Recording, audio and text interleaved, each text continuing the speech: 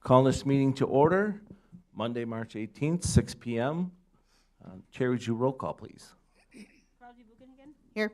Erica Connor. Here. Jake Higginson. Here. Dale Osage. Here. Dale Porter. Here. Vito Schwartz. Here. Carolyn Simon. Here. Greg Wirtz. Here. Sherry Winchowski here. Please join me for a pledge of allegiance.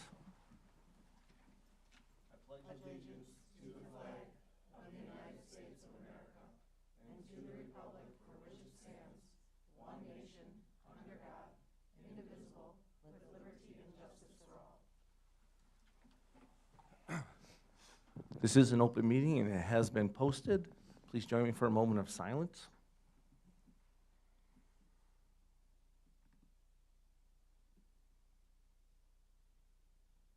Okay, thank you.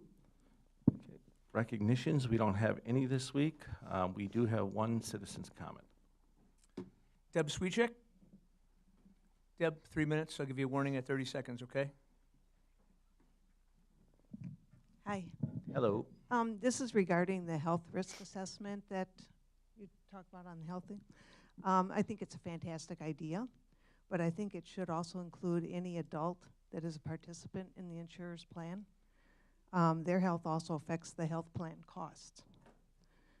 Usually these risk assessments are used by the insurer to encourage the participants to get involved in weight loss programs, exercise, and walking programs. I had to fill out a questionnaire from my husband's insurer and received calls periodically from an insurance representative. They discussed my diet and exercising, ways I could improve my health. Participation should be expected and monitored. At Aurora, employees formed groups as a means of encouragement and camaraderie. Because I had insurance through my husband's, I didn't have to partake in Aurora's health assessment. They walked during lunchtime. There were monthly monitoring of BP and weight. They picked what they wanted to work on, like if they were overweight or they felt they needed to exercise, and then they would go down to the health room and they would be monitored monthly. They got blood pressures done and weights done. If this benefit is given, there should be something expected from the employees, besides just getting the readings and measurements at the beginning of the health or the beginning of the school year. The employees should have some skin in the game to help keep themselves healthy, and in doing so, keep the health care costs down. So, thank you. Thank you. Is that it? Okay. Moving on to presentations, the MHS Winter Athletics and Activity Celebrations. So tonight we have Andy Trudell here, our Athletics and Activities Director at the high school, to share the successes of MHS this past winter.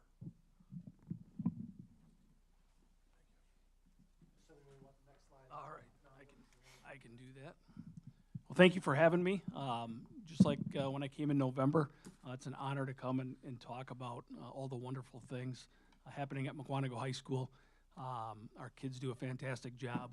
We have really amazing advisors and coaches and a supportive community, and you put all those things together, and we excel in a number of areas.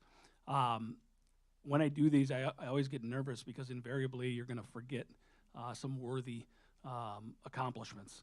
So we send out a thing to all of our advisors and coaches and ask them to send back kind of their highlights from each season. We get most of them back, not all of them, so if I miss something tonight, I apologize ahead of time. Like I said, we have so many great things. I feel bad if I do miss something, but just going in order from things that we received. Starting with the Model UN, they had 2 conferences over Christmas or over the winter time, and we had a couple individuals, Kaylee Abbott and Catherine Wilhelm, both win awards at each of those 2 conferences, which is fantastic. Our HOSA group, Health and Occupational Club, over 100 kids participating in that organization. 84 of them have qualified to compete in the state competition this coming April. We just had our Save Week. They call it Say Something Week, but it's sponsored by Save. Bunch of different lessons for the kids on promoting safe schools, and the whole gist of if you see something that appears to be dangerous, say something to a trusted adult. advisory lessons, and other things of that nature. SAVE also won a $500 grant earlier this year with their Starts with Hello video. Even though I didn't see it, I wish I would have. I heard Dr. Cook played a huge role in that video, so. Minor role. Yeah, I should have had a link to that. Fantastic. No singing, no dancing. At Christmas time, our freshman class filled approximately 80 stockings for veterans for Christmas, which was awesome. And then our National Honor Society raised approximately $5,000. They sell Honor Flight T-shirts every year. That's an annual fundraiser. And then they get a number of donations from local businesses and individuals that just write a check because it's such a worthy cause. And that money helps to pay for approximately 10 honor flights, which is awesome. A couple more clubs. Our yearbook. I just talked to Meredith Huber today. They believe they'll have over half the yearbook sent to print before the end of the week, which is awesome. They've sold 750 yearbooks already with a goal of 1,000. Our DECA kids competed at a 2-day competition in Lake Geneva with 3 finalists, Ella Schuler, Allie Galinsky, and Kaylee Abbott. Kaylee Abbott now mentioned twice here, which is always cool when you see kids that are excelling in multiple activities. And Ella Schuler was a state qualifier wrestler as well. So, like I said, when you have kids that are that talented, to have them doing multiple things is fantastic. Our music groups, our band, over 100 kids participated in solo ensemble. That was 5th through 12th grade students. And our jazz band partnered with Espresso Love for a coffee house concert recently. And then every year we have our Night on Broadway choir event, and absolutely jam-packed PAC for that as well. So they do a fantastic job as well. And then coming up, I just wanted to put this on your radar. Our drama has their spring play coming here in mid-April, Murder on the Orient Express. The dates and times are there for you. 55 of our students involved in cast and crew in that production. On to athletics, all kinds of success this winter as well. Our boys hockey team was a game away from making it to state. Cooper Nania, a first-team all-conference kid.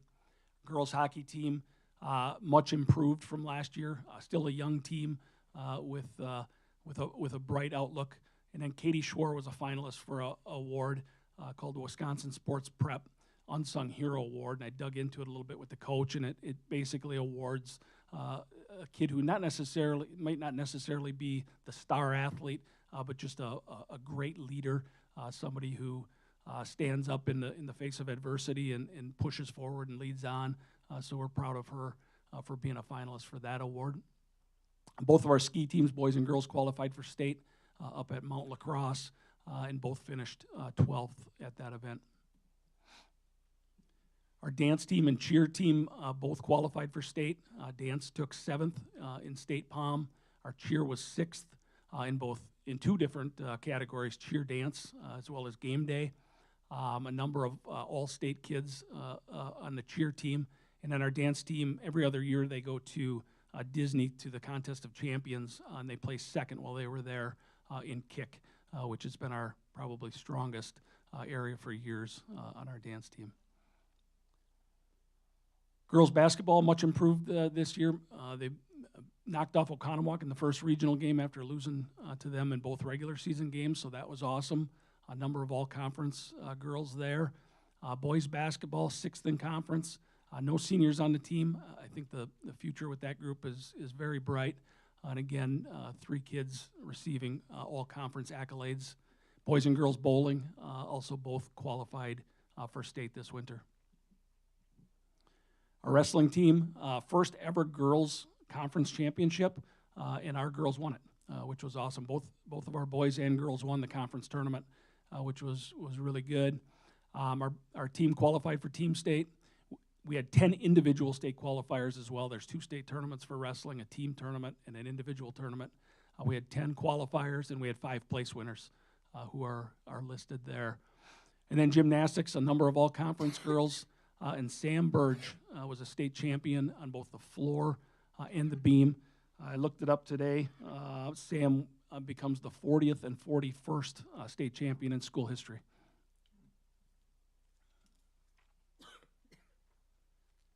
And then, like I told you, in fall, we had a number of teams win a sportsmanship award. The conference coaches vote on sportsmanship in each sport. And 2 of our programs this winter, girls hockey and wrestling, received those awards. That brings us up to 5 teams winning all, the sportsmanship award so far this school year, which is 36% of the awards. So in a conference of 9 schools, I think that says a lot about how our kids are conducting themselves on and off the playing surface. Then one of the coolest moments every year is our annual Make-A-Wish fundraiser. This program started years ago, and it was just our varsity boys basketball team that would do a fundraiser for Make-A-Wish, and it's evolved over the years. It now includes all of our youth basketball on boys and girls, and then all of our high school boys and girls basketball players. We've added over the years a number of other groups. MHS soccer boys participated this year. Both track teams helped raise money. The MHS band, as well as MHS cheer. And all told, in a 10-day rush, they raised approximately $175,000 for Make-A-Wish. I'm told that will grant anywhere from 25 to 30 wishes, depending on the extent of the wish that each young person has. So that's really a neat event, and I couldn't be prouder of our groups for their hard work and that philanthropy that's being ingrained at a young age in our kids. So good stuff. And that's it. Again, I want to thank our coaches, our staff, our advisors, our parents, our volunteers, and our community members, and most especially our kids on just a wonderful winter season at Mukwonago High School. Thank you. Thank you. Up next, our health insurance performance presentation. All right, so we have Sarah Hamus and Megan Zimmerman that are joining us. Sarah and Megan are the architects of the health plan, the plan design that we have here. So they'll present a presentation here, and then if there's questions at the end, let's ask them, and we'll go from there.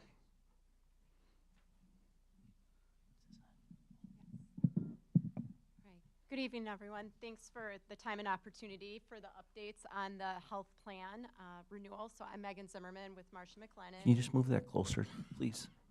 Thank you. Sure. So I'm Megan Zimmerman with Marcia McLennan, and then Sarah Hamus here with MBS Advisors that partners on behalf of the Mukwonago Area School District. So before we touch base and go through the plan performance and where we're going, I think it's always important to take a step back and understand, where we were, that starting point. So just as a reminder, for the 2023-2024 renewal, as of March 4th, 2023, we were looking at a 124% loss ratio and a renewal projection at that time that was around 34% above the current spend. So that roughly took the annual health plan budget to a little over 10.2 million.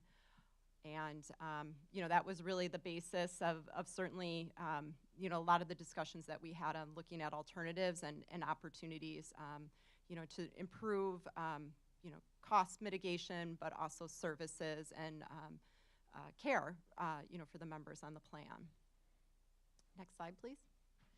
So what did we do? We proposed a lot of options, and the first one was moving self-funded, and then moved over to Prairie States and HPS, and then offer free primary care through the near-site clinic.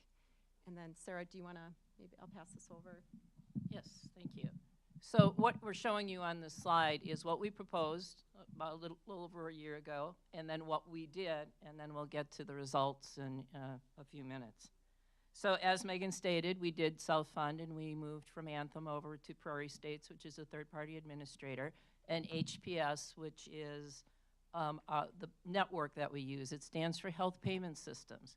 And unlike most PPO networks, in addition to contracting with providers for fair prices, HPS also pays the bills to the providers. So if you are a member on the plan, that bill that you incur under HPS is going to get paid by HPS to Aurora, Ascension, wherever, people go, and then the member pays HPS back. They also give $0 loans. So if somebody's just having a tough time paying that bill or bills for a while, they'll float them at no interest loans, which is unheard of, out in an regular insurance world. We talked a lot about a clinic, and I will tell you that opening up the Mukwonago Area School District Clinic in, I think it was less than 2 months, was probably one of the more amazing things that I have seen. We got a provider, we had some temporary digs that worked, and now we have a beautiful clinic that probably surpasses most that I know of.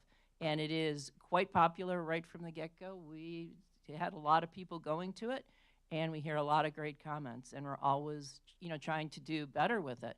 For example, in the past week or so, we had a mobile mammogram bus come, and members could sign up, women to have their mammograms, done for free at no cost and very convenient. It came right to the high school. They could get on. 15 minutes later, they're, back in their classroom or wherever they, had come from. So we're trying to do some really, things that are going to benefit, the members of the Mukwonago School District. And I would just add too, when we made the network change, we were going from, when we looked back at that renewal, a more narrow network to, a more broad access network with HPS. So in addition to the excellent services and opportunity was the expansion strategy around offering free specialty care options. So through the navigation partner, members have that opportunity that, they can have, basically a personal healthcare advocate guide them through conversations and resources then that can provide options for free specialty care. So a really, personalized, approach, or we would like to refer it as patient-centric approach to helping support members on the plan and the ability to receive these free healthcare options. And that really ties into the strategy below of offering excellent customer service and navigational partners with that personalized advocacy. So between the 5-star health team that is through Prairie States, the TPA, along with collaborative care, there's really a robust team that's there to help and support and advise all the plan participants as they're on their personal health care journey and meeting their needs. Megan, can I ask you can you give like an example of when somebody would access or call 5-Star Health and how that would unfold? Sure. So you're having, some knee pain. You're looking at, various options where, you've seen a provider and they're looking at, possible surgical needs for that. And you're not exactly sure, what to kind of do next, but also, really having somebody walk through what those options look like. So it isn't just based on a cost basis. It's really identifying what is that provider that really specializes in that surgery that you're looking for. What are their outcomes? What are the results? Really looking at the quality and value metrics, which often then can tie into, the best options for the members. And that's really then where they're guided and supported to go and receive their care. And to date, through February, I should say, we have had 238 times when we've been able to waive the copay and offer the member a $0 option, so no cost to them. Now, I would hope some of you are asking, why would we do that? Why are we giving away free care when we know how expensive it is? So just a little lesson in, 30 seconds in what's going on in healthcare. I'll take an MRI, for example. We have a partner where an MRI is about $700, and that includes the read. We know that if somebody goes into Pro Healthcare, Aurora, Ascension, Freighter, wherever, it's thousands of dollars. So why would we not give it away free to the member who says, I'll go to MH Imaging if it's going to be a good read and it's just the same quality? Why not? And so we want to incentivize, reward the members for doing the right things, making the right decisions. And that's what this program is all about. We're creating win-wins by giving people options to get free care when it's the smartest choice they can make. People on their own, consumers, even no matter how intelligent they are. I mean, I've worked in this industry for a very long time, and my husband's going through some very severe medical issues right now. I would have no idea where he would go. I have people now I can ask who know the answers to those questions. And if that's the smartest place for them to be and it's going to save the member money and the district money, why not? That's why we designed the plan the way we did. We've also had 956 phone calls that came into 5-star. Now that could be for lots of things. I have this claim, I don't understand it, but a lot of those could be, I have an issue and I'm not sure where to go. Well, let me ask you a few questions and then I'll get you over to that collaborative care team to really help you one-on-one with patient-centric care. We do the same for medications. I mean, you listen to the commercials all the time, right? I mean, how many sporting events can you sit through? Did you ever count how many commercials? And those drugs are $30, $40, $50, $60, $70,000 each. Well, we figured out how to source some of those direct from the manufacturers when a person qualifies, or perhaps get them internationally, but from countries like Canada, United Kingdom, New Zealand, not from Africa or China or whatever. And these drugs are made in the same manufacturing facilities as we can buy here in the United States, but a lot cheaper. So why wouldn't we give it to the member free instead of charging them $150 copay per month when we can save thousands of dollars just by having them go to the right place to get those prescriptions? Today, or through February, we have had 128 medications that have been given out free to members for, again, making those right choices. And the drug spend so far, compared to last year at this time, is about 37.9%. Excuse me. Yeah. Can you go over some of the medications that are offered, please? Sure, well, it can be any medication, but you're talking your Jardians, your Trulicities, your Skyrizi's, your, any type of high brand drugs. We also offer medications through the clinic. Those are more of your generics. We are able to purchase them wholesale, which is a whole lot cheaper than going, into retail, any, type of pharmacy. And so again, if members come in and they're concerned about their health and they're willing to listen to Becky, the provider, and they need some medications, we want them to be adherent, so it's cheaper to just, buy it wholesale and distribute it, as necessary. It's not like we're stocking medicine cabinets or anything like that. We give it to people, and, the hope is that they come back, to get more medications so that Becky, our provider, can check up on them, and see how they're doing. Thank you. You notice in the black, again, this is almost verbatim for what we came out with last year, and not that, we're geniuses or anything, but, we didn't come in with just a story to tell, to sell you on hiring us to be consultants. We're very deliberate, and we did project, a 20 to 40% savings from current costs, so we're pretty proud of that 37.9%. I do want to stress, though, we're pretty early in the game. I mean, it is only through February. We started in July. There's a lag in claims. We're really only looking at 6 months of good data. It could change. We expect it to change, but we don't expect we're going to be looking at anywhere close to a 34% increase anytime soon. Then in always looking at programs and opportunities, we've identified a voluntary kind of alternative plan that's for qualifying members that is really kind of along the same lines of patient assistance, manufacturing assistance programs that are available, on the pharmacy side, so think of that on the health plan side. And there's a number of factors and evaluations that go into the criteria to qualify for the plan, but we've been able to, successfully have 6 members that participate in this fund and have really been able to help, fund their healthcare costs, but also their access to their healthcare needs. So really proud of being able to offer plan members, a lot of resources to support their health needs.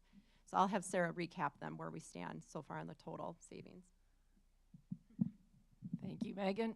Well, we projected about a 5 to 15% savings overall, and right now we're at about 16.6%. And that includes, remember we had to put the health reimbursement account on hiatus. We had to freeze that and, leave it out there. but it includes those costs that were put in last year for that, and the Samaritan Fund Plan, which is what Megan just talked about. So when you combine all of those together, we are currently tracking at about a 16.6% decrease, from last year at this time.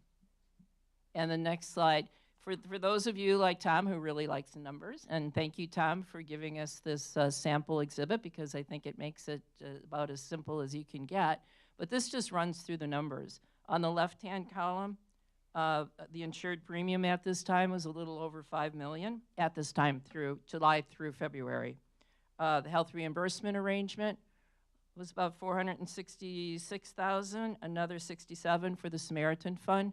So you can see that when you total it all up, skip those little red numbers there for a minute and go down, it was about $5.6 million.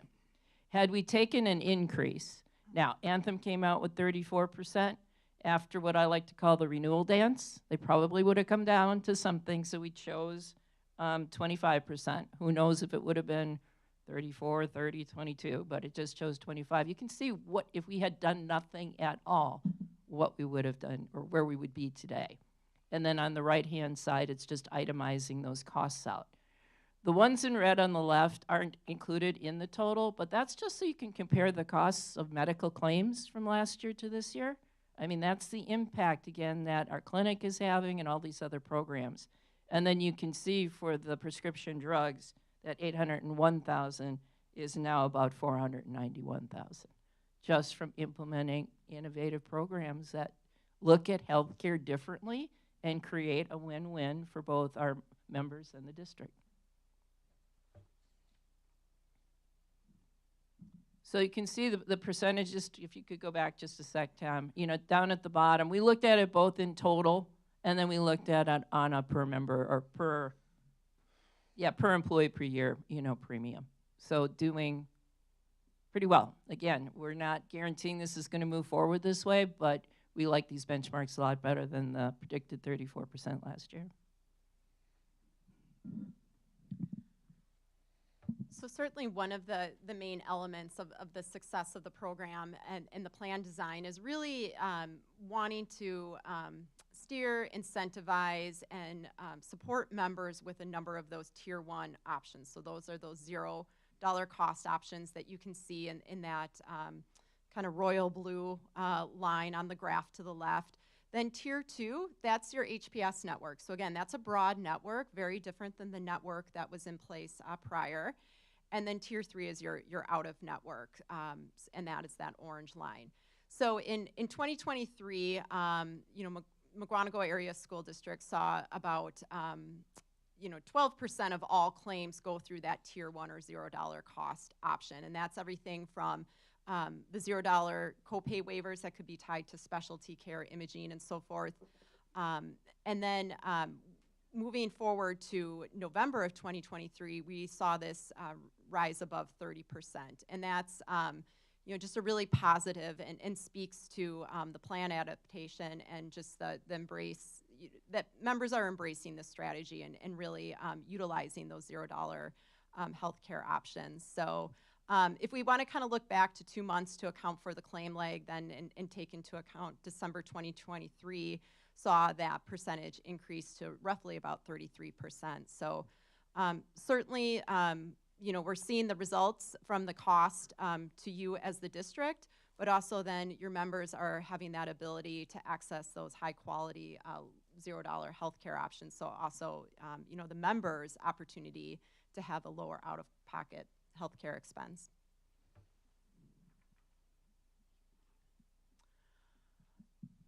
So the next section highlights an employee perception survey that was sent out. And you know, if you can see all of the different programs that we highlighted earlier that we presented, you know, initially, and then kind of gave the update of what that utilization or, you know, just kind of that plan performance looks like.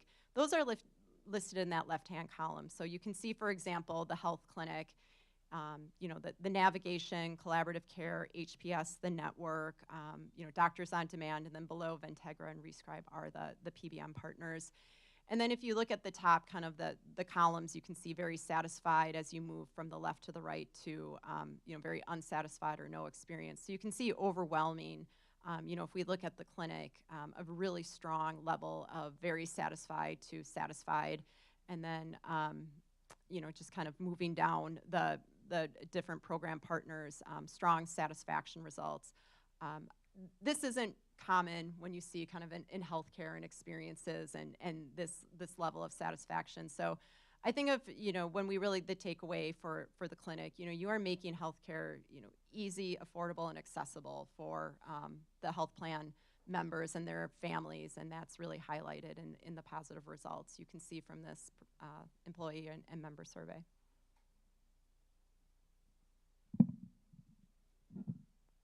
Yeah, I'd like to think in years past, and I've been involved with the district for just a little portion of that, but it was always you get this increase, and what do? You raise the deductibles, you make a narrow network, you create an HRA and whatever to make it work. And that's why when I say this is a win-win, that employee survey that we just went through, shows that, only 10.5% of the people who had experienced the plan were unhappy or very unhappy with a part of it. In healthcare, that just doesn't happen very much. So while I thought, maybe it was a little early to do this, thank you, Rachel, for, pushing on and getting it out there, because we got a lot of comments, and those comments really help us to go, okay, how can we make it better? I don't think it's ever going to be perfect, but we can make things, we can improve. When we find something, we get negative feedback, we want to do something about it. We are not finished by any means. Okay, so our preliminary renewal projection so Megan working at MMA is a big consulting firm, and she's got actuaries and underwriters on this. And they, took a look at the experience and everything. The current funding is about $8.3 million. The first projection, for the renewal is just taking a look at your experience and basically saying, that we are, without the clinic, we're expecting about a 6.8% decrease. Now, we just, in the past, or when we first started this program, we had included the clinic costs in with everything else. And the whole idea was the clinic is open for the participants in the health plan. Those contributions can go to pay for part of it. It's a big part of your plan. Well, now we're opening it up to anybody on the plan. Anybody that works for the district. So it's not necessarily real fair to have the employees who are on the plan pay for all of that. So Tom's going to work a little magic there. I think might be hearing this for the first time tonight. I'm not sure. But, to figure out where do we put that money? Is it a different fund? Do we do it differently? All those things are details that we can work out. The second projection is like, you know what, you guys are doing so well. I'm just a little concerned that, maybe we're going to get hit with some large claims and we should build in some funding for that. And so that's what that second projection is. So again, it's pretty early. We just wanted to get it out there to say, look, it's looking good. We don't know exactly where we're going to end up yet, but as each month as we get those claims, et cetera, we will modify these numbers. But I think where we're sitting today, it's, again, going to just be a much better picture than looking at a 34, even 25% increase like we did last year. So with that, some of you may remember our success stories of other organizations we've worked with, the Rice Lake Warriors, Menasha School District, Walker Forge, Flambeau, Merrill Steel, not necessarily that we worked with. Advanced Laser was one of yours, right? We want to add Mukwonago, to that, success story, to our list of success stories, if you're okay with that. Yeah, I think we are. All right. So thank you guys for the presentation. Board members, what questions might you have? I have a question. So let's just say that someone comes into the clinic, they need a hearing aid. Ballpark, hypothetical, what does that entail, and is there any kind of coverage with that? The short answer is yes. Now, I don't know how we're covering hearing aids today under your plan. Each plan is a little bit different. I didn't bring it along with me. But if there is a reason for that person that really needs a hearing aid to do their job or, you know, whatever, that's what collaborative care can do. They can make an exception to cover things that would normally not be covered. Now, we have to be very careful. You are a self-funded plan. You have a fiduciary responsibility to treat everybody fairly and in the same type of manner. So if we decide to make that decision, we would have to make it for each person who has, you know, those exact same circumstances. Okay. I want to tell you just a little story because I think it probably resonates to, you know, what you're saying. We had, it wasn't this district, but we had a young lady who had severe back issues. I think she was like 13 years old. And the doctor wanted to order a special brace for her. And the plan, all the guidelines and regular insurance plans said, no, she's not old enough yet. Her back could, you know, change and whatever. And collaborative care looked at it and said, this is the only reasonable chance for this child to have a back that is going to form normally and be able to live a normal life. If we don't cover this and she doesn't get it, it's, you know, her back's not going to form right. So the plan said, let's do it. It's the right thing to do. Does that help? Thank you very much. I went in for a hearing aid, my right ear, and it was $1,100. Yeah, I'm old. $1,100 just for the exam or whatever you call it, and then another $5,000 for the. And I'm like, and my wife has good insurance, really good insurance. So. Okay. Yeah, so we have a partner. We have a couple of them. It's called the Duraco Medical Equipment Partner. What was that? Durable medical equipment. Oh, okay, sorry.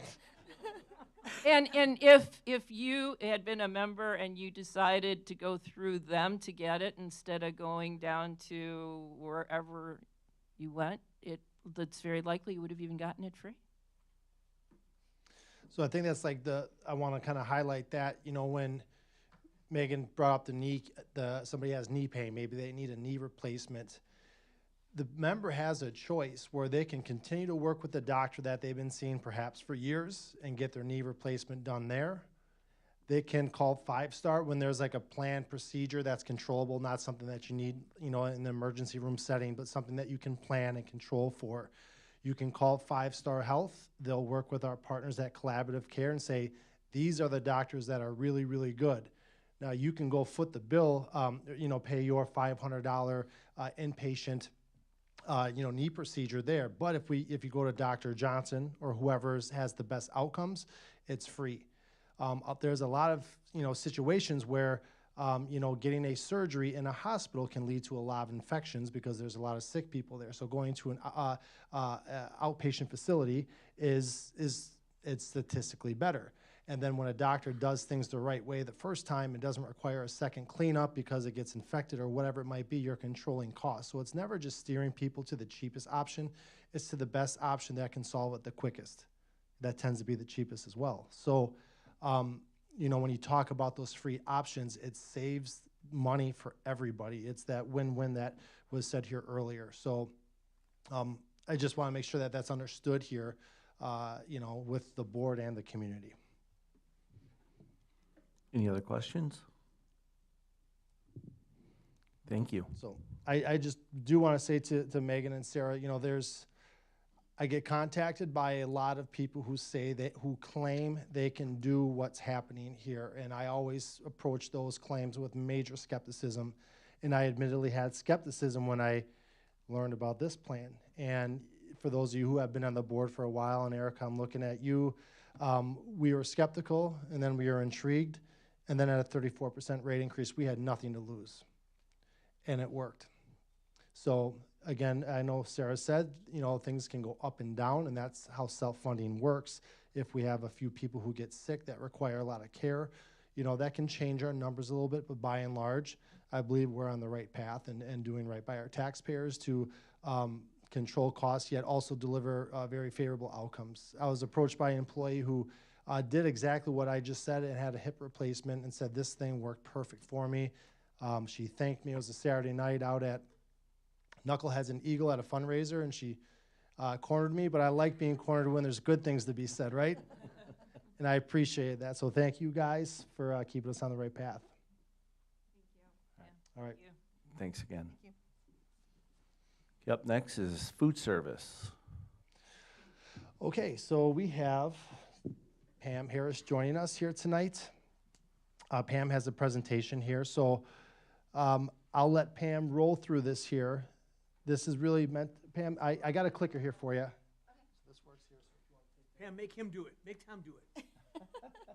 Happy to, but so as you know, as Pam transitions into retirement at the end of this school year, in my brain, like in my mind, I knew that, you know, we would have to do one of two things. You know, keep everything going on the same path that we've been on with Pam, and just hope that we can find somebody who can replace Pam and do what she does for us, or consider different options. And there are other options in how we operate our food service program. You know, we feed, how many thousand kids a day do you make meals? 2,000 to 3,000? About 2,700 meals per day plus a la carte. So we're the biggest restaurant in this area, no doubt about it. A lot of people, you know, a lot of students eat from our food service program. So this is really just a time to ask, what direction do we want to go as we move forward into life after Pam, as I'm kind of calling the next era here. So Pam, I'll let you take it. I'm sorry, let me start it here. Give me 1 second. Yeah. All right, go ahead. Okay, like Tom said, we're in a time of transition, and that provides the perfect opportunity to take stock of the situation and make changes. I've always done that through my career and my life. When there's a chance, when something's already changing, it usually makes it easier to make other changes. Pam, can you So- talk on the microphone, please? Okay, Thank you. I thought I was, but you got to keep me on task there. So Tom and I have been researching and gathering information to share with you so that we can make the best decision moving forward. I know I get to retire, and I'm excited about that, but I really want what's best for Mukwonago's school nutrition program going forward. I'd like to give you a little history and my thoughts on where we are now and where we can be in the future. I've been more excited about our program this year because I view this year as a recovery year. I know COVID has been over for a while, but the effects lingered. We had a lot of supply chain issues. We had labor issues. We had a time-consuming DPI audit last year. So it's been a rough several years here, and I got a little disappointed because our program wasn't up to my normal standard and what I really want it to be. This year we are resuming, we're getting back on track, and we're definitely in that recovery I mentioned. Prior to all those disruptions I just mentioned, we had a vibrant and really good food service program, in my humble opinion. We did a lot of menu promotions, literally hundreds of them in the 30 years I've been here. This is just one. We had an Emoji Day on Halloween one year. We made faces with pizza toppings. We had, along with it, potato smiles, which are like emojis in and of themselves, and we gave an emoji sticker with every lunch. So it's just an example of things that keep kids a little interested. It's a little fun. The employees enjoy it. We did numerous tasting events. We had celebrity servers. You can see we really draw in the big names and celebrities. And the picture on the right is a food fair we had at the high school. That's the old cafeteria. In 2012, there were some new federal regulations that changed the nutrition content of school food pretty dramatically. I invited a number of food manufacturers to bring their new products, which were whole grain and lower in sodium. and we had the kids try them and comment on them and vote on them. They helped determine the menu going ahead. We had a Parkview Middle School Student Wellness Committee. Through the Fuel Up to Play 60 program, Nancy Mulrich and I were advisors. We did dozens of really cool activities through that program. It was sponsored by the National Dairy Council and the NFL. The student committee won a visit from the Packers training table chef, who did a demonstration and prepared an egg dish for the entire school to try. They also won an assembly and a meet and greet with Mason Crosby. I actually wore his Super Bowl ring for about 2 minutes. I was closely monitored. And we had a musical performance by a musical artist that the Dairy Council brought in.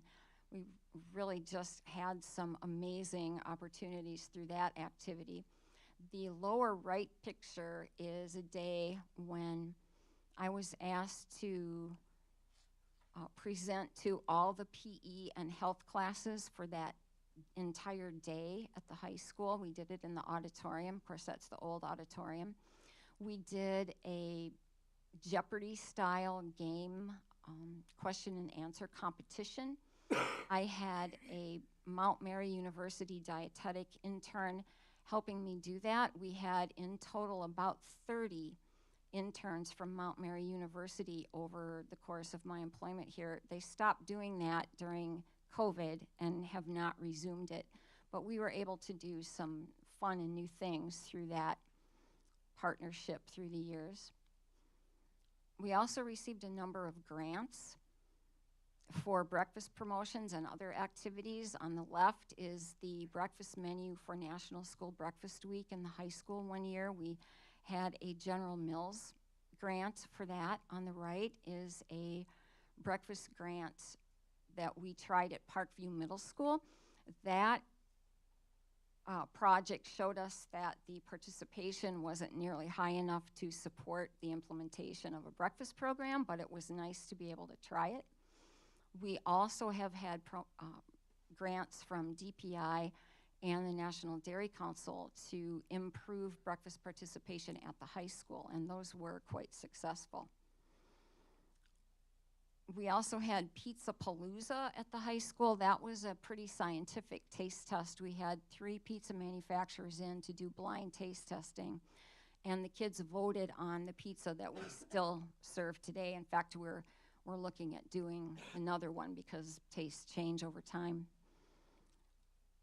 We also like to introduce new menu items periodically. Recent history, our newest menu items are Asian entrees, which are real big with kids now, General Tso's chicken.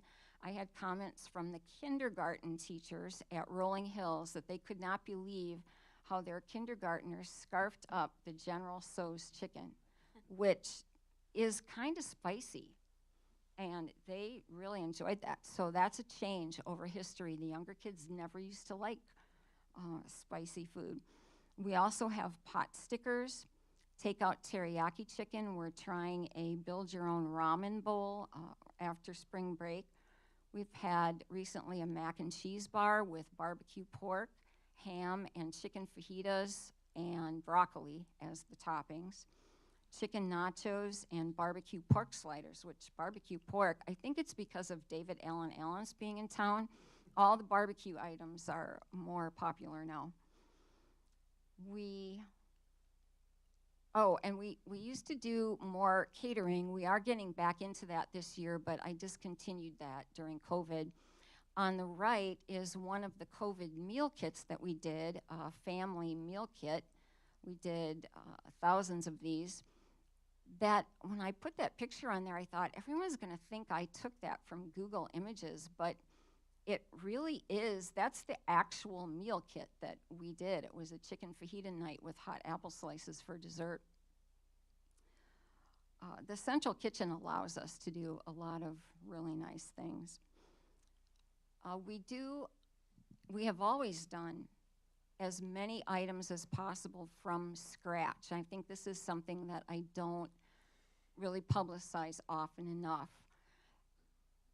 If the difference in quality is worth the labor expense, then we do try to do it.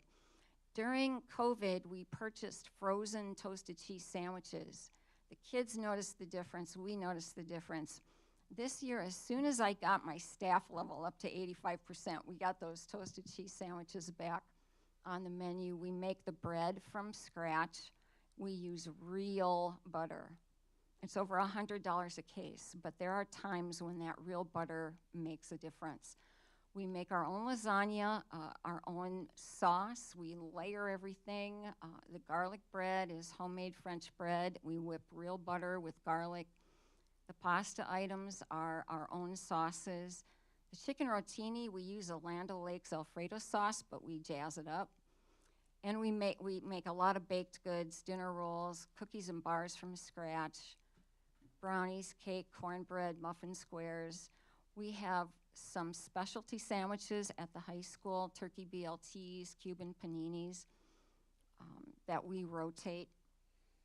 So there's a lot of variety.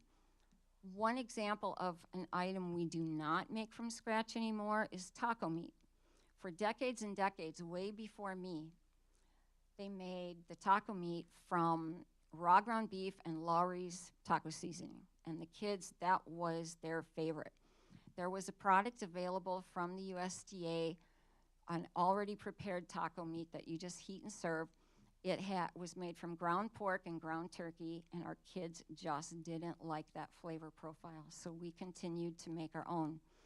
Last year, we came across a product that is made from ground beef, and you cannot tell the difference between that product and our scratch-made one, so we're not doing it from raw ground beef anymore. It doesn't make sense to use the labor time on that. One thing I'm particularly proud of is over my years here, I have witnessed a pretty dramatic increase in fruit and vegetable consumption with the kids. I'm a dietitian, so I always want people to eat fruits and vegetables.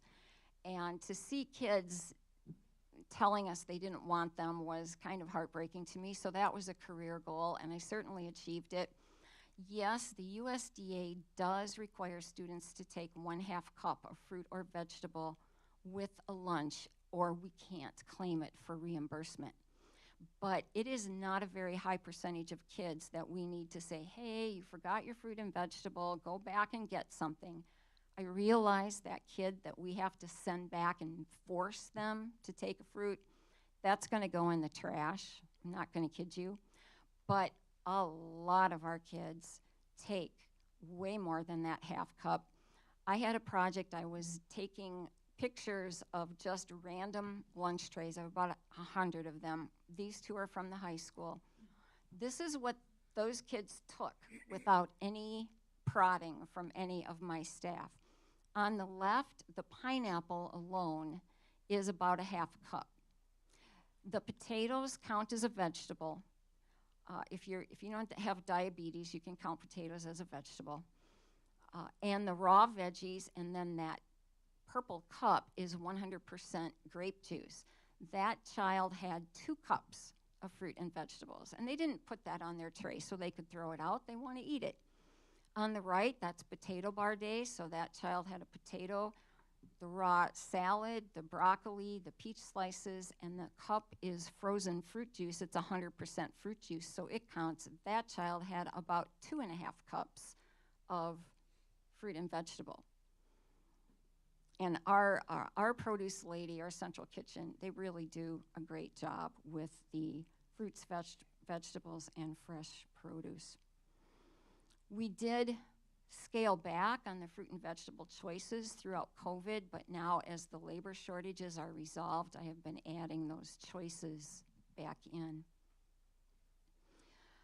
Okay, so where are we now? This year, as part of recovery, I resumed some projects that were in the works right when COVID happened. One is the completion of the decor in the MHS new cafeteria area. We have all this beautiful equipment, this great facility, and as you can see there, it's very white. It's even more white than the last time I was in the hospital. So I had gotten one proposal from a company on decorating in there, and then COVID happened. I was about to get 2 more, but we never finished going through that process. So we want to make it just look nicer. This photo is of what I call the snack corner, the snack shop. One area of that servery is supposed to be our a la carte area, and it wasn't finished. We ran out of construction money, and when I started getting that back on a roll, COVID happened. So I do have the bids in for my coffee maker, Tom. On that counter there, we have the electricity and the plumbing for a snazzy coffee maker. The ice machine is there, you can see, and the cup dispenser. So we just need to finish that up. We need to get our soft pretzel machine and a cheese sauce dispenser and some heated shelving, which we did have in our old cafeteria. That equipment was, we discarded it or repurposed it, and we just need to replace it. On the left, we have a refrigerated display cabinet that is currently not being used, but it is there, and we're going to be putting in grab-and-go salads, hummus and crackers, parfaits, a la carte, easy, quick items. And then the row of racks you see there is really where we plan to put another counter. Down on the bottom by the ice cream freezer, there's an outlet in the floor, a group of outlets. The counter would go over that, and then on the counter we would put this new electrical equipment where the cords would go down through the top to the hidden outlets below. So it's not a lot, but we do just need to finish that, and we're in the process of doing that right now. We will need to add 1 employee to the high school to service that snack shop area. We'll have to have a person out there during the whole time that it's open to make sure the kids aren't messing with things, if there's a spill, if something needs to be refilled. We're also going to expand the use of our digital menu boards. You can see them hanging above the serving line in that photo, the yellow, green, blue ones. My secretary and I are getting updated training from the software company on how to add the graphics and change the fonts to make that look a little nicer too. Right now I'm updating our menu planning software, which provides nutrient information and allergen information to students and parents. That little pop-up window there, it comes from NutriSlice, our menu app, available on the website and on your phone. If you touch the menu item, it will describe it for you, give you the nutrient content, and show you the allergens, the food allergens contained in there. The only way that information gets there is if I type it in. And so when things change, it needs to be updated on a regular basis so that it stays accurate. We have added back menu promotions at all grade levels. The left there is our recent December holiday promotion, the giant stocking in the elementary schools. The kids ask about it every year. When is it coming? The stocking in the photo is folded back at the top, so it's actually taller than the little girl who won it. On the right, that's an older photograph from Big Bend. We, for many years, did green eggs and ham on Dr. Seuss Day. The lady on the right, thing two, she is now at the highest level in food service she can get. She's the production manager at the Central Kitchen, so I'm really proud of her. I mentioned that we introduced new menu items. A person from Schwann's Food Service, she represents the Min brand, which is their Asian brand. She was there doing free samples of pot stickers to the kids that day, sweet and sour chicken with rice, and then we had the free pot sticker for anyone who wanted them. And now, based on the response to that, they are a regular item on our menu. As Tom mentioned, we are faced with some decisions, and we see that there are two basic questions at hand that you need to face. One is whether to remain self-operated or to hire a food service management company. The second question is whether or not to drop the federal meal program at the high school. It is really kind of late in the school year to be contemplating dropping the federal program for next fall, especially since you need to replace me. So we're going to table that question, and we're going to focus on that first question.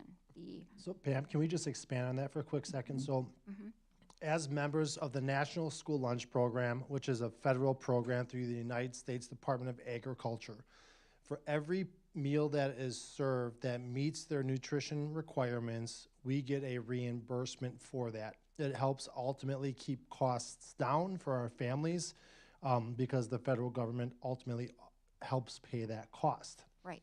So when you are a member of the National School Lunch Program, you are following federal guidelines, which you might be surprised by this, they're cumbersome. And they're not always things that we wish we had to follow. So when you leave the National School Lunch Program, and you don't have to do it as a whole district, but you could just take out your high school or your middle school and your high school, and there's some examples of districts that have done this, you can then, by moving past the restrictions, the dietary restrictions, you can then serve whatever you want. And so like there's pros and cons to that. You know, the pros are you can serve whatever you want. The kids are gonna like it more. It may not be as nutritious, kind of needs some direction from you as to what do you want us to do? There's a few different ways to go. But that's kind of, we're probably too late for the 24-25 school year to be considering this. So this is something that we will put on the docket throughout all of next year. So at this time, to control all the moving parts of Pam moving on, I think the question really comes is, do we stay self-operated, hire a new Pam, and keep going? Or do we want to hire a food service management contract company? An example of a district that does that is next door. And as you know, we collaborate and share ideas quite often with Mukwonago, and this is what they do. It's kind of what they've always done for 25 years. So just being intrigued by it, just to say, hey, how does this work? I visited, did a field trip. Pam's done 3 field trips in the last 2 weeks now, 2 to Mukwonago, 1 to Brookfield East. And I'll stop there, Pam. I'll let you run with it from here. Okay. So, yeah, to that end of answering that question, Tom has been doing a lot of research, and I've been assisting with that. We did visit Mukwonago. Today we visited Brookfield East High School because they have a non-federal program, like Mukwonago High School is not on the federal program, but Mukwonago is a management company and Brookfield East is self-operated. Also, I took 6 of my key staff members on the field trips to Mukwonago to get their input. And Tom and I met with them collectively and had a good discussion about that. It might also help for you to know that in a past life, I worked for management companies in the Chicago area. I was the food service director for a client school district for 3 years. Then I worked in sales as an account executive for 3 years. I surveyed new clients, I wrote the proposals, and I calculated the bids. So I have a unique perspective on that. After that, I wanted to stop traveling, and I became a district manager. I had 8 school districts and 2 business clients. I was also the company dietitian. During that time, I had my daughter, and I wanted to be more of a mom, so I came to Mukwonago. But based on, it's been a long time since I did that, so it was really helpful to go to Muskego and just see what is a management company doing nowadays to really update that. I talked a lot with their personnel, and they're doing a really nice job. And they were very hospitable. It was really great of them to open their doors and answer all my questions and let me take photos. And, you know, it's a management company. They get nervous about that kind of thing, but they were really open about it. Based on my past experience and my intimate knowledge of Mukwonago's food service program and the input of the 6 food service staff members, I really feel that Mukwonago can stay self-operated and do everything a management company could do. However, there were things in Muskego that we really liked that I have never done in Mukwonago because I was given goals to the contrary. You know, I want to do what the district wants me to do. The focus for a long, long time here during my tenure was to keep that lunch price as low as possible and to really always be super thrifty. We think that the demographics have changed over that time. You know, we're talking almost 30 years here. A lot has changed. And just looking at Muskego and what they were offering, their community is very similar to Mukwonago. So Tom and I started to wonder, okay, is this really maybe what the parents in Mukwonago would like to see? So here are some things that I would suggest we strongly consider. One is to increase lunch prices. We're going to have to do that for next school year anyway. We already know, based on your decision last spring, that we were budgeting to lose money this year so we can return some of our excess funds to the parents from the windfall that we got during COVID. However, I'm proposing that we increase it a little bit extra to help us pay for some improved quality of certain food products, especially the chicken products. These chicken products are very popular. They're served frequently. Chicken nuggets, popcorn chicken, chicken tenders, and breaded chicken patties. Our current products are chopped and formed products. You all know what it is. It's in the freezer bag at the grocery store. You heat it up in your oven. There are more products available now that have a higher percentage of whole muscle. They are a little more expensive. I think that if we use those products and just increase the overall lunch price, most of the kids take chicken 1, 2, 3 times a week. So if we spread that out over our overall lunch price, I think every student would get the benefit of that. Add a full-time chef to the budget. Not that guy, someone else. A full-time chef, this is something I've long wanted to do. Years ago, when my full-time entree cook retired in the central kitchen, I had been planning to replace her with a chef. I've worked with chefs in the past. They add some pizzazz to your program. They're highly trained professionals. And at that time, when that cook retired, Darren Clark was reducing full-time positions to part-time because it was in the wake of the recession. We had also reduced pay rates by $2 an hour. Can I just chime in here real quick? Darren Clark was who I replaced here. Darren Clark was the previous business manager. Yeah, he made way for you coming in. Yeah, and you know, in Darren's defense, everyone was doing this. It was recessionary. There were issues, and just sadly for me, it pulled the rug out from my plan to add this chef. But A chef could take over recipe development, plan and participate in menu promotions, do a lot of training of other food service employees. We could also enhance our catering menus, and the chef could work catering events. And with the PAC and the wonderful facility at the high school, I really think there are some opportunities for using that facility for catering more often as well. We could implement tiered pricing at the high school. This simply means that you have more than one lunch price.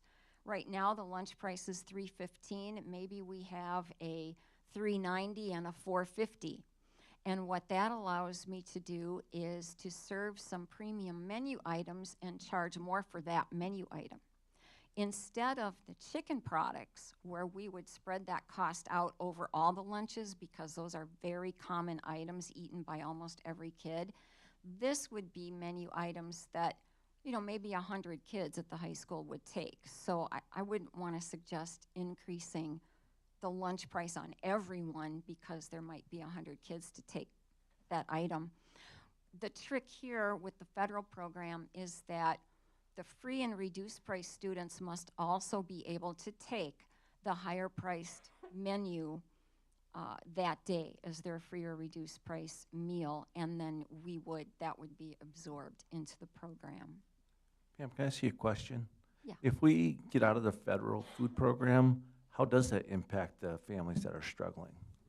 Well, districts that I know of that took their high school out of the federal program still offer a free and reduced price meal. They fashion it after the program that we do now. You know, they have the federal program K through 8, and they just kind of continue it into high school.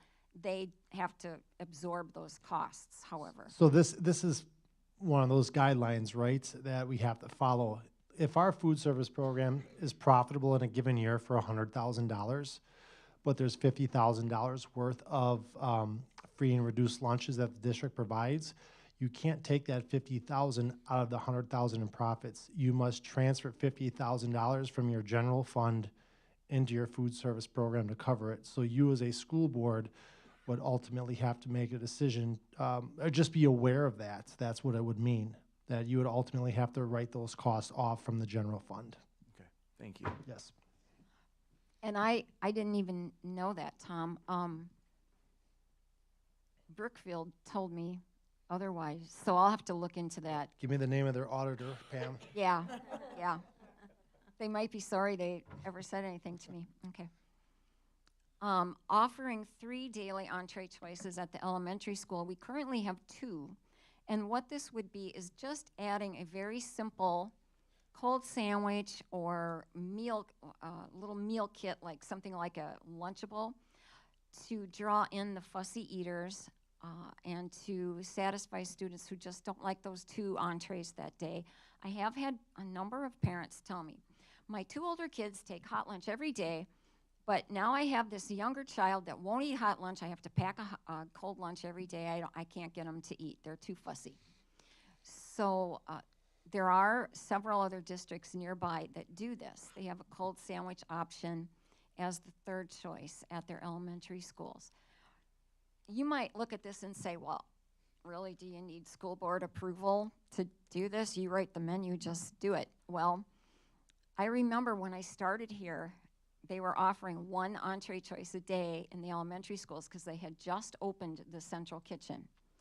When I asked to put back the 2nd menu choice, I had a battle on my hands. The principals did not want to ask the teachers to take that extra lunch count in the morning to, you know, they're doing attendance or getting their kids settled down. They have to get, in the elementary schools, they send us a lunch count. So this is something that we would really need to consider. How does that affect the school day? And I wouldn't just go ahead and do that without getting approval from those elementary school principals.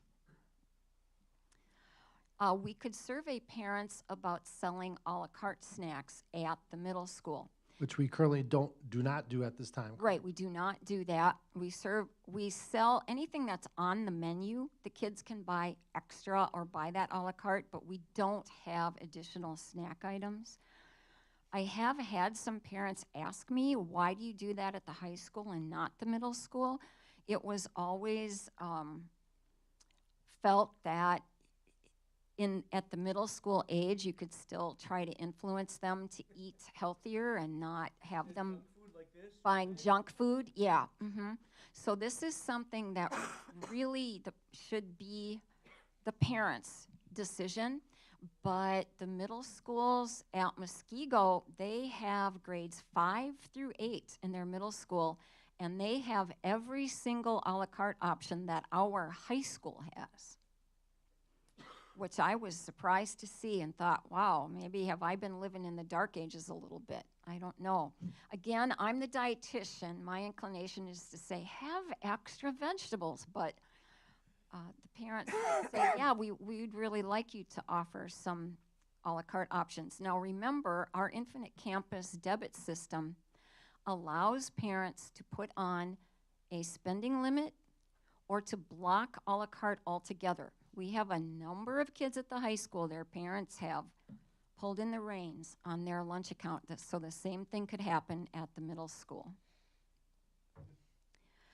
And then lastly, to approve the completion of, decorating the high school serving area. If these options are interesting to you, I can put the numbers to it, calculate what would the price increase be of absorbing in the cost of the better chicken products and all the other things that I've just listed. I didn't have time to get that kind of data together for tonight's meeting, but we really felt that we needed to present some of this to you to let you know what's out there, what we see as options for the future, because you're the ones that ultimately set those goals and make those decisions. So I know we put a lot on you here in this presentation here, but we will take the time over the next couple months here to work through this here. But before we left for spring break, I'd say the last 10 days really have been the most informative 10 days in a food service sense for me. And I think, well, not for you, Pam, you've seen a lot, but we learned a lot about others and different ways of doing things. And rather than just saying, yeah, just keep doing it, because that's the way we've always done it, it kind of seems to be the time to say, now's the time to think outside the box and consider other options. So we'll do that with you. Right. And having the facility at the high school really makes it possible for us to do a lot of these things. It was built to have that kind of potential. And so far, we're just really not taking advantage of all of that. So, just to recap here, as we talked about adding a chef to our food service department that would impact all 8 schools, tiered pricing at Mukwonago High School, and offering 2 or 3 levels of lunches and sizes of lunches, and having choice there, adding a la carte at Parkview Middle School, adding a 3rd option at the elementary school, approving some final changes to the servery at Mukwonago High School, and perhaps increasing prices for 24-25.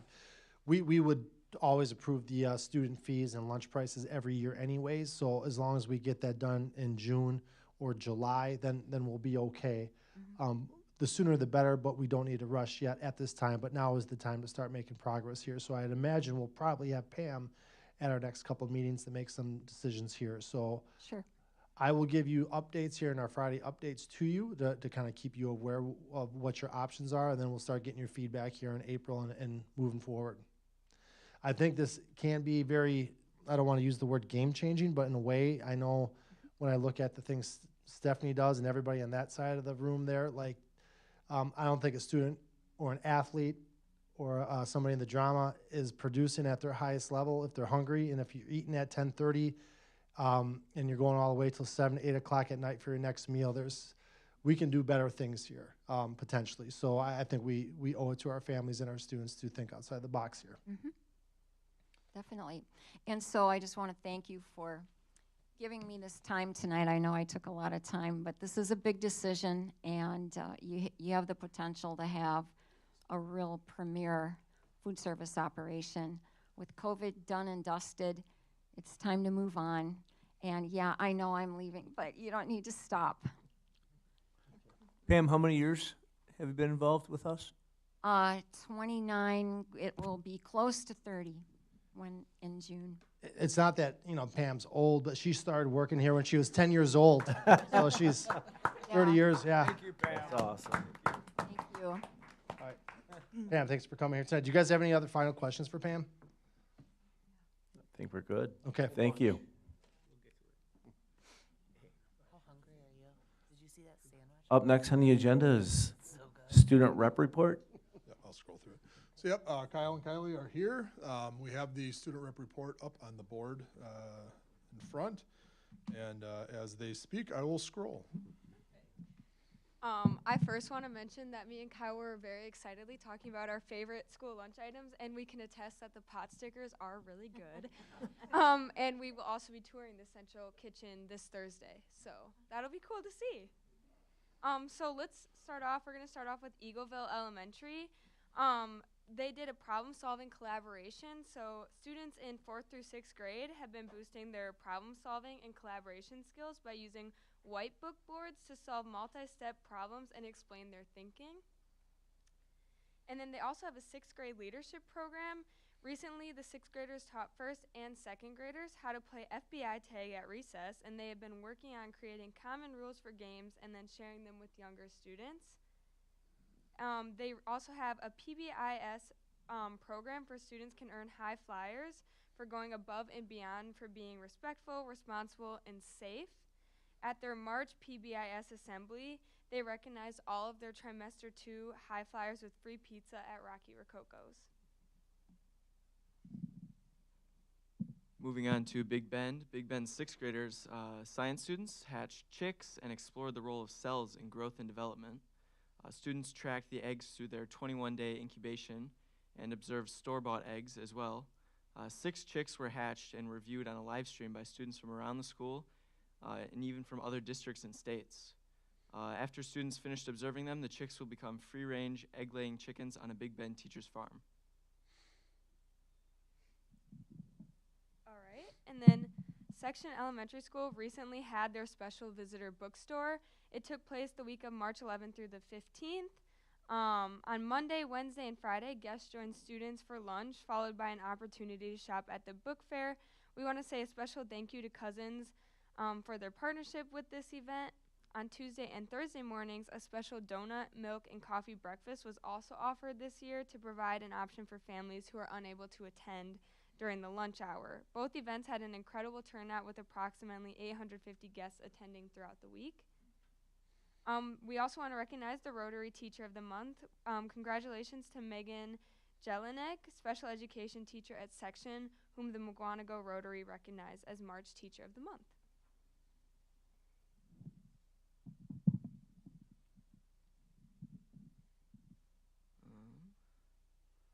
Moving on to Prairie View, students made paper and colorful flowers with author/illustrator Gianna, I'm going to mispronounce this, Stazinski. Prairie View Elementary hosted the first Family STEAM Night, which was run by the student advisory members on the STEAM Night Committee. We would like to give special recognition to Anna Mack, who is the LTS at Prairie View and was crucial to the success of this event. Prairie View's art show was also a big hit that showcased the talents of students. And a huge thank you is owed to the art teacher, Mrs. Engelking, and also a raffle was also hosted in the art show. Now for Rolling Hills Elementary, they've had a busy March. They were able to celebrate Parent Lunch Week along with the Scholastic Book Fair due to the support and organization of their awesome PTO. Parents were able to join their children for lunch and enjoy the time together. It was an incredible week with nearly 500 parents in attendance. 3rd and 4th graders will also be having their music concert on March 21st. In addition to this, some grade levels have started to go on their yearly field trip. 4th grade students will participate in an immigration day on March 20th and get to go syrup collecting at Camp Edwards on March 12th. Special thanks in advance to retired teachers Miss Gina Nice and Miss Stephanie Blue for assisting Dr. Schlicht as immigration officers for this event. Lastly, the Raptor Way Committee has planned the Trimester 2 incentive for following the Raptor Way. They will be celebrating with a school-wide Family Feud game on Friday, March 22nd. Moving on to community education, the natural lotions class and the soup sessions were full these past months, and the pound rocket workout and yoga saw increased enrollment. And of course, the craft classes are always popular. Indoor walking as well as other activities are posted online at the community education page, and be sure to sign up soon as many classes begin within the first few weeks of April. Moving on to Parkview Middle School, over the past few weeks, their students have been actively engaged in their winter band, choir, and orchestra concerts. We want to wish them all well in their upcoming solo and ensemble performances. Moving on to Clarendon. Clarendon would like to celebrate the winners of the Lions Easter Egg Hunt poster contest. Mrs. Herman from HR awarded 4 teachers with the Vision Keeper Award, which is a highlight every month. The Mukwonago Art Club, MHS Save, and the Brook Life Student Center helped create a 5-piece mural to inspire students during their Start with Hello week to increase communication and encouragement among peers. And then lastly, we have an update from Mukwonago High School. MHS Save Club hosted its annual Say Something Week. Students participated in an insightful and an impactful advisory lesson that focused on recognizing the warning signs of violence and the importance of reporting to a trusted adult. Then each advisor wrote the names of children who died due to gun violence and why they made the promise to say something. Students also signed a pledge banner at lunch and nominated their trusted adults in school. There was also a Don't Be Mean Wear Green Day on Friday, which paired perfectly with St. Patrick's Day. And then with spring sports just around the corner, MHS welcomes lacrosse as the newest high school sport.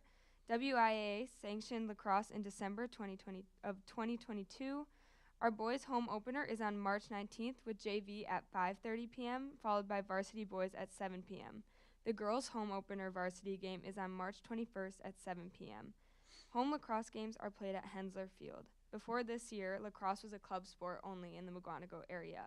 Then lastly, we just have student concerns, which is amendment to policy 1041.1. All right, thank you. Moving on to consent agenda. Are there any questions or comments? Hearing none, consent agenda carries. We do not have any policy updates. Moving on to personnel topics. All right, so I just have one information item, and that is on the support staff handbook. We are working to revise the support staff handbook following a very similar process to what we did with the professional staff handbook. So we are seeking feedback from a variety of different employee groups. We are seeking feedback from our legal counsel to make sure that it is obviously aligned to state and federal laws. The handbook was last updated in 2022, and again, similar to the last handbook, we're looking for a one-stop shop for people to go to that's aligned with the current policies that are in place. And so the first draft will be presented to you at the April 11th Committee of the Whole meeting. Any questions? Thank you. Mm-hmm.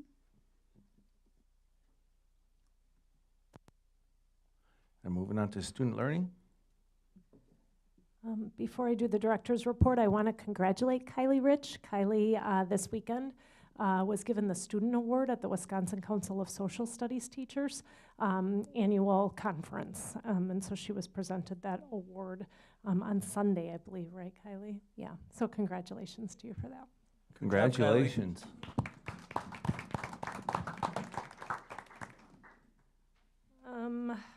Three of the items that we did for student learning are actually part of action items. So really the only update I have for you is that we did an update on the 4K registration and placements. Everything else we'll do as part of action items. All right, thank you. Moving on to student service topics. I just have my director's report from last week. So just a summary of Kristen Roberts came to present to the Committee of the Whole regarding her role in working with our students who are struggling with substance abuse. So she went through some different interventions that the high school is using to support our students, and then also provided some data. Any questions? All right, thank you. Moving on to finance and facility topics. Yeah, at the Committee of the Whole, we talked about our investment results. They are in a very good position right now, particularly for OPEB. We talked about the emergency purchase, just looking at the $5,000 requirement. We had to have an alarm panel, a fire alarm panel replaced at Clarendon. So we are notifying the board that we did go ahead and replace that. All right, thank you. Action items, hires, retirements, and resignations. So we offered an employee agreement, very excited about this, to Anthony Gialombardo. He is going to be our new PAC manager and technical director. And then we received a resignation from John Blehash, and he is a business education teacher at Mukwonago High School, and that is effective at the end of the school year. I'll make a motion. Oh, sorry. Two. To accept. I really got to read this now? Really? Here we go. I'll make a motion to accept Anthony Gialombardo as a PAC manager and the resignation of John, that guy, business education teacher. I will second. Any questions or comments? All in favor, say aye. Aye. Opposed, say no. Motion carries. Extended trip approval. Looking for approval for Parkview Middle School 8th grade choir students to go to a trip they'll be performing and then on to Wisconsin Dells the weekend of April 20th and 21st. I make a motion. I'll second. A motion to approve. Second trip, looking for approval for the Parkview Middle School student government students to go to Madison on April 7th and 8th. So we have a motion and a second for the extended trip approval for the Parkview Middle School. Any questions or comments? Okay, hearing none, all in favor say aye. Aye. Opposed, say no. Motion carries. Moving on to the extended trip proposal for student government.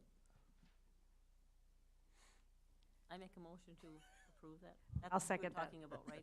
Stephanie? Yes. Okay. Sorry, jumped the gun there. All right. That's okay. I'll second. Any questions or comments? All in favor say aye. Aye. All opposed, say no. Motion carries. Moving on to MASD library plan. So looking for approval of the library plan that was presented last week that we need approved every 3 years. I make a motion that we approve the library plan. Second. We have a motion and a second. Any questions or comments? All right, hearing none. All in favor say aye. Aye. Opposed, say no. Motion carries. 10-year capital plan. Again, we're seeking approval of the 10-year capital plan as presented by Tom and Andy last week. I'll make a motion to approve the 10-year capital plan. I'll second.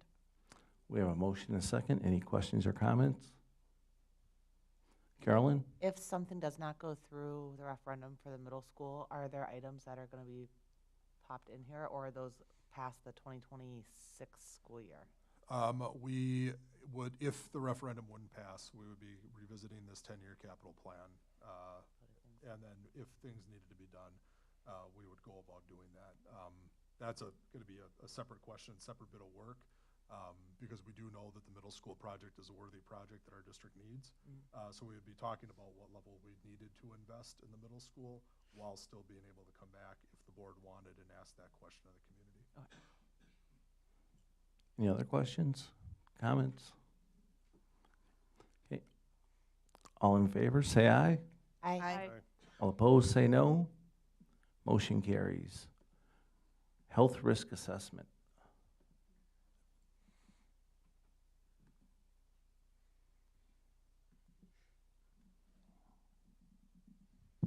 So we're proposing the implementation of a health risk assessment for our employees who take advantage of our health insurance benefit. By doing so, the HRA would consist of a screening that would look at the height, weight, blood pressure reading, cholesterol measurement, and then the A1C measurement. Becky Halverson, who oversees our clinic, would reach out to patients or reach out to employees whose numbers suggest that they might have underlying health conditions. And as part of that incentive, members who complete the HRA screening would maintain a 12% premium. If they don't complete the screening starting on January 1st, they would actually increase their premium to 18%, which equates to a $600 yearly increase. And so we're looking for approval of that. I make a motion that we approve that. I'll second it. We have a motion and a second. Any questions or comments? Erica?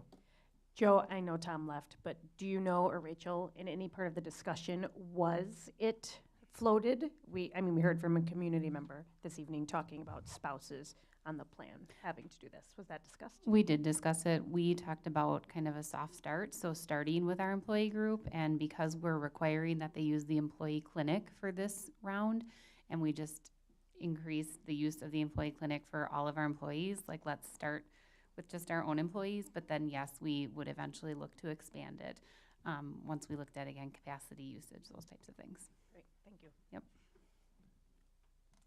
Would this be an every year item? Yes, it would be an annual assessment. Any other questions?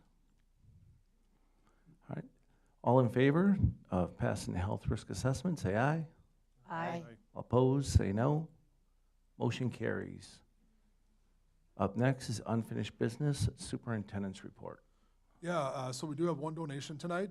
We'd like to thank the North Prairie Lions Club for their generous donation of $5,000 from the proceeds of the Adult Night Out fundraiser. All of the proceeds were donated to the Prairie View Elementary School PTO. The Prairie View Elementary School will be installing 2 fence posts on the playground with the name of the North Prairie Lions Club proudly displayed.